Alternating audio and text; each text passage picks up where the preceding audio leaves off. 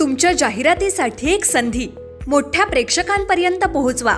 व्यवसाय असो किंवा इव्हेंट, विकासनामा सोबत जाहिरात करा. स्क्रीनवरील नंबरवर आजच संपर्क करा. विकासनामा, तुमचा आवाज, तुमची जाहिरात. तसंच विकासनामाला सबस्क्राईब करा आणि अपडेटेड रहा. मी विकास मिळगे, विकासनामा डिजिटल प्लॅटफॉर्म मध्ये आपलं सर्वांसोबत चर्चा करतोय. नवी मुंबईच्या राजकारणामध्ये महापौर सुजेता पाटील भाजपच्या महापौरांनी आज जे आहे नवी मुंबई शहरातील नेरूळ येथील जे आहेत मीनाताई ठाकरे हॉस्पिटलमध्ये अधिकाऱ्यांसह आज पाहणी केलेली आहे. त्यामुळे ऐरोली असतील, आज नवी मुंबई शहरामध्ये पाहणी दौरा आयोजित करण्यात आला होता महापौरांकडून.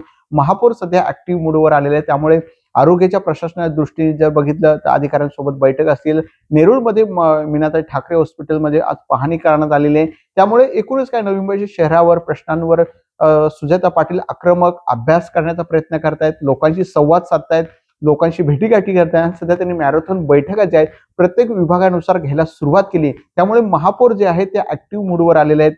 त्यामुळे इच्छुकांमध्ये सर्वाधिक संधी त्यांना मिळाली आहे. अशा वेळेला त्या काम करून देण्याचा प्रयत्न काम करताना आपल्याला दिसून येत आहे. त्यामुळे भाजपला नायकांना खुश करण्याचा प्रयत्न सध्या सुजाता पाटलांकडून केला जात आहे. कारण नवी मुंबई शहर हे महत्वाचं आहे. अशा वेळेला हे सगळे जे पायाभूत सुविधा आहेत जरी निर्माण केल्या असल्या तरी त्या व्यवस्थित राहण्यासाठी महापौर पाहणी करतायत आणि वेगवेगळ्या ठिकाणी जाऊन अधिकाऱ्यांची माहिती घेत आहेत, अधिकाऱ्यांना सूचना देत आहेत. त्यामुळे आज सुद्धा त्यांनी जी पाहणी केली त्या अधिकाऱ्यांना सूचना दिल्या.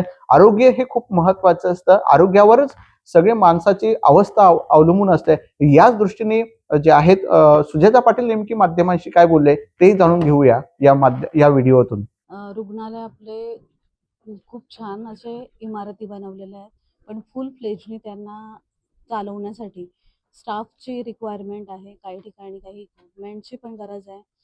आता आदरणीय गणेशजी नाईक साहेब ज्यांचं विजन आरोग्याविषयी खूप दृढ असं आहे आणि त्यांच्या विजननुसार जर आपल्या नवी मुंबईत आरोग्य केंद्राची प्रस्तावित झाले तर नक्कीच जनसामान्यांना त्याचा खूप मोठा फायदा होईल. आता आदरणीय गणेशजी नाईक साहेबांच्या माध्यमातून मला अशी कल्पना पुढे येते की डॅशबोर्ड एक बनवायचा. जसं की आपल्या नवी मुंबईमध्ये बरेचसे प्रायव्हेट हॉस्पिटल्स आहेत ज्यांना सिडकोकडून प्लॉट्स अलॉट झालेले आहे आणि ज्यावेळी त्यांना ते अलॉट झाले तेव्हा त्यांच्याकडून ॲग्रीमेंट बनवून घेतला आणि त्या ॲग्रीमेंटमध्ये 10% कोटा हा लोअर इन्कम ग्रुपसाठी आहे आणि त्यांच्या माध्यमातून तशी कुठलीही सुविधा आजपर्यंत पुरवली जात नाहीये. मग ह्या डॅशबोर्डवर आपण असं आणतोय की पालिकेचे हॉस्पिटल्स सगट जे प्रायव्हेट हॉस्पिटल ज्यांच्या 10% कोटा आपल्याला आहे असे सगळे हॉस्पिटल्स त्या डॅशबोर्डवर येतील. मी उदाहरण देते, जर आता म्हणजे रात्री अपरात्री एखाद्या महिलेला प्रसूतीसाठी आणलं आणि चेकअप नंतर समजलं की बाळाला NICU ची गरज आहे, तर असा NICU जर आपल्या रुग्णालयात अवेलेबल नाहीये म्हणजे वेकंट नाहीये, तर अशा वेळी असं होतं की ती महिला प्रसूतीच्या वेदनेत असते, तिला सांभाळणारी तिची आई असते एकमेव आणि तिच्या नवऱ्याला इतर ठिकाणी NICU अवेलेबल होते का हे बघावं लागतं. मग अशा वेळी NICU इथूनच त्यांना अवेलेबल करून देण्यात यावं. म्हणजे त्या डॅशबोर्डवर सगळे असे हॉस्पिटल्स रिफ्लेक्ट करतील ज्यांच्यामध्ये असे बेड अवेलेबल आहे. 10% आपला कोटा आहे प्रायव्हेट सहित पालिकेच्या ह्याच्यात पण. आणि मग इथूनच पालिकेची रुग्णवाहिका त्या पेशंटला त्वरित त्या NICU पर्यंत पोहोचवेल. असंच ICUच्या बाबतीत पण आहे. म्हणजे ICU बेड अवेलेबल नसेल तर त्या डॅशबोर्डवर रिफ्लेक्ट करेल आणि इथल्या इथं त्यांना समजेल की कुठल्या हॉस्पिटलला जायचंय. म्हणजे रात्री अपरात्री ह्या हॉस्पिटलमधून दुसऱ्या हॉस्पिटलमध्ये, दुसऱ्यामधून तिसरीकडे जाऊची आवश्यकता पडणार नाही आणि रुग्णांचा गोंधळ होणार नाही आणि जास्त चांगली सर्व्हिस आपल्या पेशंटना मिळेल. खूप चांगला अनुभव होता. सगळ्यांनी पॉझिटिव्ह रिस्पॉन्स दिला. आपल्या हॉस्पिटल्स चांगल्या पद्धतीने मेंटेन केले जातात आणि रुग्णांच्या नातेवाईकांचा पण तसंच पॉझिटिव्ह रिस्पॉन्स आहे की आम्हाला इथं चांगली सर्व्हिस मिळते. आणि आपण नवी मुंबई शहरात राहतोय.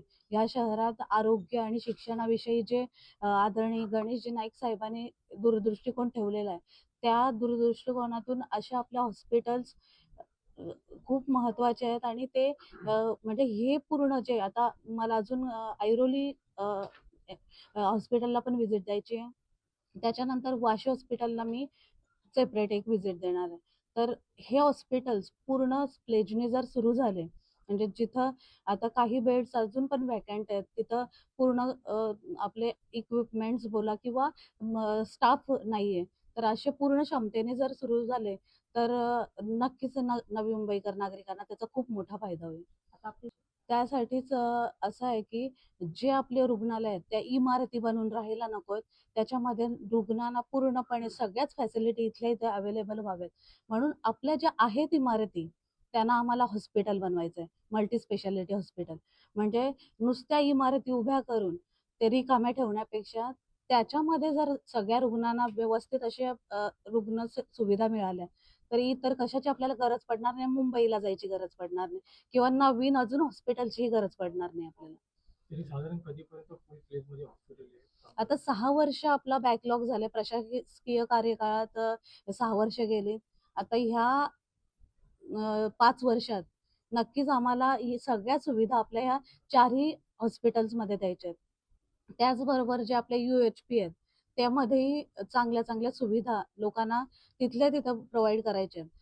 UHP व्यतिरिक्त आपण उपआरोग्य केंद्र तेही सुरू करतोय कंटेनरकडून. म्हणजे जिथं आपण आरोग्य केंद्र नाही उभारू शकत, तिथं हे जे कंटेनर आरोग्य केंद्र ते आपण स्थापित करतोय आणि रुग्णांच्या जवळ जाऊन त्यांचा आपण उपचार करणार आहोत. आणि प्रयत्न आपला असाच असेल की आपले हे जे 4 हॉस्पिटल आहेत, हे फुल फ्लेजने चालावेत, मल्टी स्पेशालिटी हॉस्पिटल सारखे चालावेत. म्हणजे हेच मल्टी स्पेशालिटी हॉस्पिटल म्हणून पुढे भविष्यात आपल्याला ते सेवा द्यावी. तुमच्या जाहिरातीसाठी एक संधी मोठ्या प्रेक्षकांपर्यंत पोहोचवा. व्यवसाय असो किंवा इव्हेंट, विकासनामासोबत जाहिरात करा. स्क्रीनवरील नंबरवर आजच संपर्क करा. विकासनामा, तुमचा आवाज, तुमची जाहिरात. तसंच विकासनामाला सबस्क्राईब करा आणि अपडेटेड रहा.